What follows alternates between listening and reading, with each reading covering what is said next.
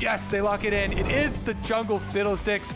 I just recorded a video on oh, they haven't locked the cast in. Getting ahead of myself. All right, yeah. I know you're excited. You're like, oh man, this is it. This is it. But it looks like it might not be.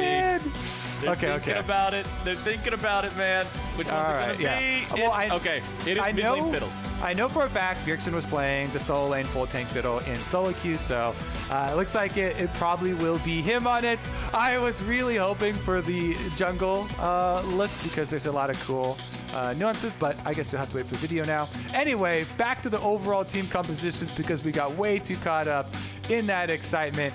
Immortals, they just continued down the same game plan. You can tell in the first 3 picks, they want to go very standard front to back. They even put a Braum there to make it the beefiest of front lines. Oh, yeah.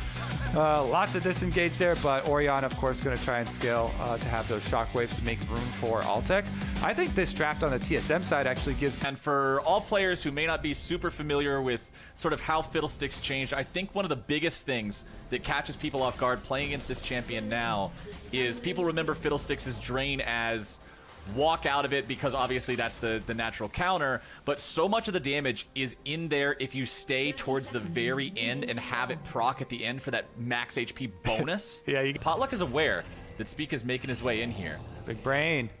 Oh, he's going to get the bite. If Lee Sin walks right up to you, then it's such a big advantage for the Trundle, but the extra ward, Speak is not going to just jump right into it. And he's got a pushing top lane since he has the set into Ornn matchup. That is full priority towards the set. And meanwhile, Fiddlesticks, that was the effigy flash, so everybody's going to freak out when they start seeing a lot of flash animations. Fiddle flashes, yeah. Yeah, your ward turns into the effigies, of course, that will flash and try and make your opponents freak out. But again, because not only is the burst damage there, but it refunds 60% of the cooldown. Here's Spica, level 3, looking at the dive. This could be really good or really bad, depending on how clean they play it. Let's see, it's a 3-man dive, so as with a 3-man knockup. Looking to survive this one if he can, but the Haymaker is there. Broken Blade will take one last turret shot on the way out, and TSM, they do it right, and they get the first blood. That dive is because now without the teleport, Soaz loses out on so much extra experience. It does mean their bottom side is very weak. Everybody else has been top side for so long. 4-man dive coming in, but Potluck is immediately tanking the turret. The minions were not there yet, so he has to dip out incredibly quickly, but not so quickly that they don't accomplish the mission. Immortals will grab the kill onto Doublelift. Biofrost barely keeping himself alive there. And remember, Doublelift is not playing a teleport AD carry. He has heal on the Kaisa. Potluck, since they've invested a lot more in the bottom half of the map, and TSM investing a lot topside. Right, Potluck not going to be contested for this one at all. Back up in the top lane, it is a 20 farm advantage for Broken Blade over Soaz, as Alcove Gaming right now trying to set this one up, trying to hide. Soaz looking for the solo kill onto Broken Blade. He's level 6, Broken Blade is not. One more auto attack would do it, but Broken Blade still having the Haymaker rated underneath the turret so easily. Gate and Altec stepping forward. Oh, both junglers are here now. Immortals knows that TSM has to be planning something. Who's ganking who, Flowers? Who's actually the 5-head and who is the 3-head in this situation? We will see. Wine glass. allowing their opponents to push up, and now here it goes. TP's also coming in. It's Broken Blade looking to join the fight as Altec's taken very low, taken down over the top rope, and there goes Gate 2. Broken Blade guarantees it, and TSM makes the play. Spica had so much patience and waited there in the Uncle for so long. The observers had time to go up and watch the Soaz Broken Blade almost kill under the tower, fight down to 10% HP, then still get back in time for the second half. Luck arrives, yes sir. And Gate will look to sweep away some vision as Aka drops the shockwave on himself, trying to get away.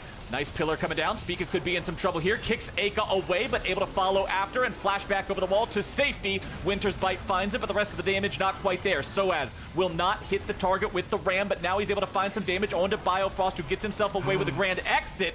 Bjergsen now being focused. CC coming down, damage going through. Immortals not finding what they need, and Bjergsen will turn it right back around with the Crow Storm. TSM will take down the Immortals mid laner. They will steal the Immortals blue buff, and they will all walk away. Also important to note, not all of the ultimates are available again. We're still very early into the game. It's level 1 ultimates for everyone in the game. So considering that last fight wasn't too long ago, you still don't have a Crowstorm build because it might surprise people a little bit. We're gonna get some action on the bottom side first, though. We'll let them play. Spica is heading down for a possible dive. Oh, he is not waiting around in that brush. Sometimes you'll see the junglers do that, but this time around, patience is not a virtue here. Instead, he's looking to just straight up go in. Alltech in some trouble. The quickness will find him. The damage goes through. And ladies and gentlemen, Bjergsen has made his appearance. TSM now trying to get out. Last turret shot will not find its way onto Bjergsen, but Soaz has arrived to bottom lane. Still focusing that enemy mid laner, still looking for the damage. The drain keeping Bjergsen alive, but it is not enough. The damage from Aka will secure the return kill. Still a 2-for-1 in TSM's favor. If Aka didn't have his shockwave cooldown right now, I think TSM 100% should have fought that 4v3 on Bjergsen's body, because one of the big is the plasma, allowing Doublelift to use a ultimate to take him down. And with this red smite, maybe Spica's even gonna chase Soaz off of his Rift Trail. Get away from Shelly. She made it with 53 HP left. She makes it to the turret.